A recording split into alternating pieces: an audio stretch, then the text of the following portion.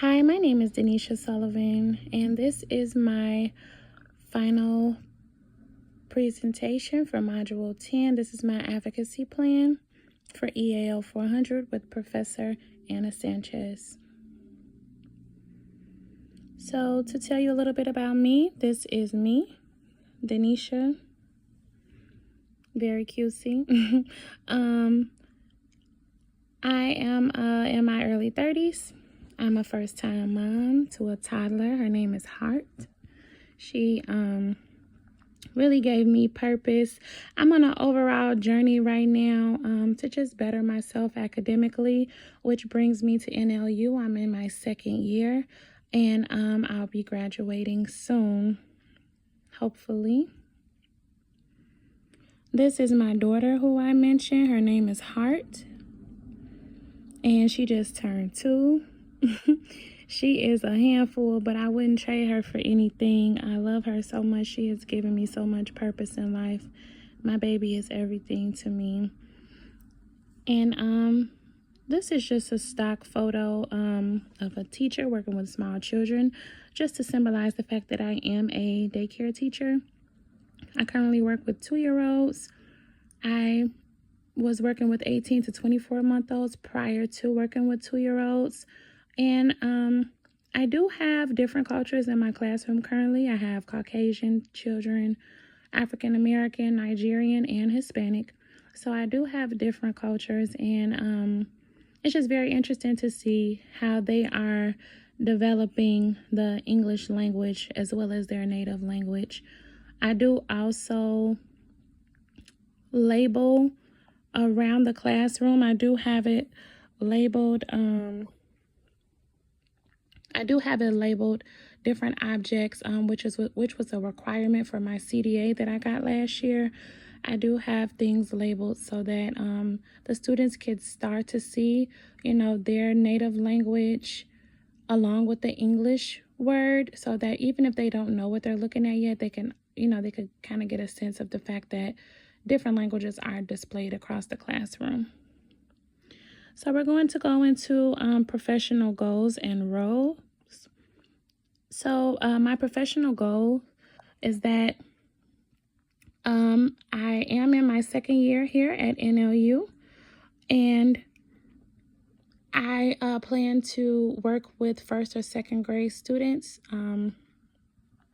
after I get my bachelor's and get my master's in NLU's 1-year accelerated program that they offer right after my bachelor's in early childhood education. And like I said, my preferred group is first or second grade. And my role in responsibilities and working with multilingual students is that I feel like a big thing for me would be to make sure that my students are feeling welcome and included. And I just don't want them to feel like they're being excluded from anything because they aren't fortunate enough to have the privilege to have been born speaking the native language of English, which is the dominant language here in the United States of America. Secondly, I feel like my responsibility and my role is that I am adamant about building partnerships and collaborating with their families in order to let them know that I'm genuinely there for them to support them and their child as they are learning the English language. Next, I want to talk about the influential teaching strategies that I felt like was important to me to learn this term. In ELU 400, in Module 5, we learned about dual language programs. And I was particularly drawn to this module because we learned about additive and subtractive dual language programs. I liked this module because I appreciated the fact that there were programs being implemented to see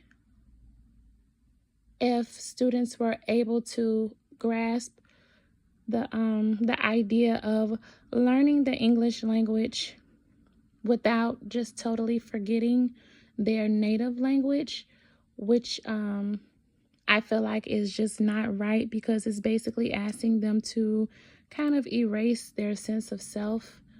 And I just feel like that was a great idea.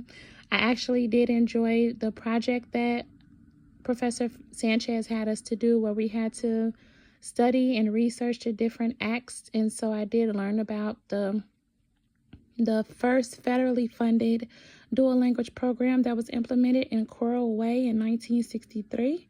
And it was very interesting to learn and research about.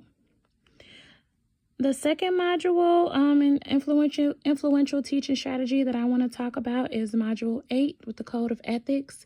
I was particularly drawn to this because I am a person who's big on ethics and morals, just me personally, and I would expect nothing less of myself as a future educator, and I will also uphold other educators to that, no matter how long they've been educators, because that's something that's big to me. I do feel like minorities, I am a minority myself, and other minorities, which are the English language learners, they do, or they may have experienced or may be more susceptible to experiencing,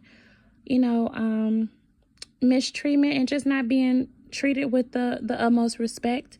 And I feel like all students are due respect according to the Code of Ethics for Educators of Illinois. All students are due respect regardless of their race or anything like that.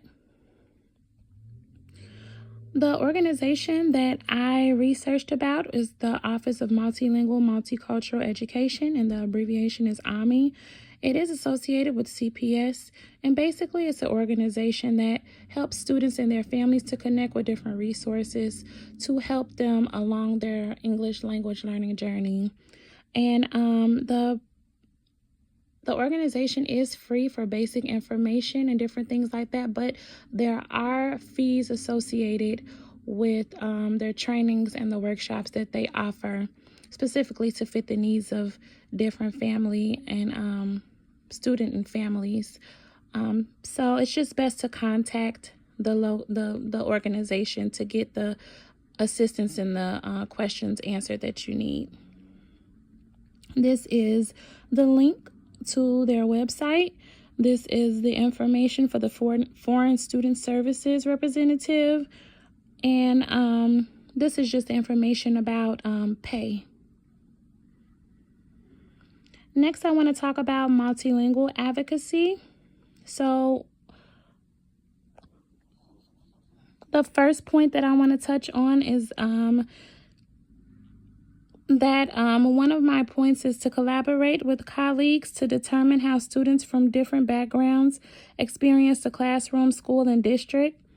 I feel like this approach to advocating for multilingual students is important, because it's important to just make sure that I am providing the right environment for my English language students, and just also see how they are treated elsewhere, with other educators and different things like that. I know, like I mentioned earlier, that it's very common for them to have everyday experiences where they may not feel acknowledged, or they may feel excluded because they don't speak English as their first language. Secondly, the second point is to understand how current curriculum and approaches to teaching impact students who are not a part of the dominant culture. So basically, just to piggyback off the last one, basically is just I felt like it was important because it's just important to recognize that that it's important to be culturally responsive, and just to make sure that everything that I do in the classroom has a positive effect on my ELL learners. Next, I have to be aware of the effects of power and privilege, and the need for social advocacy and social action to better empower diverse students and communities. So this approach is important because I feel like it's important for students to learn as they watch their educators advocate for them.